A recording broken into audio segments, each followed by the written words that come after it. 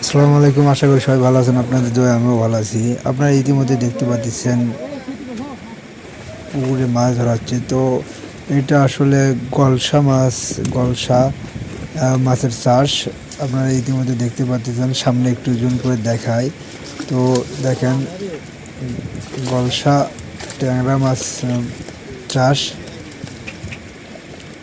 তো আপনারা ইতিমধ্যে দেখতে পাচ্ছেন গলসার সাইজগুলো অনেক সুন্দর হয়েছে, অনেক বড় হয়েছে।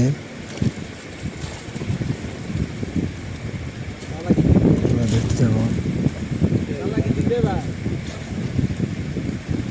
এই দেখেন অনেক বড় বড় হয়েছে।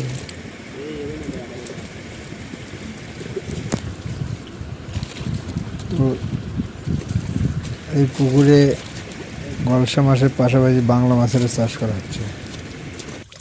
তা আপনারা ইতিমধ্যে দেখতেই পাচ্ছেন। তো এই গলসা মাছে অনেক লাভজনক একটা মাছ চাষ। তো আপনারা যারা গলসা চাষ করতে চান তারা অবশ্যই এই ধরনের জাত এবং এগুলো ঠিকভাবে নেবেন। তো জাত ভালো না হলে লাভ করতে পারবেন না।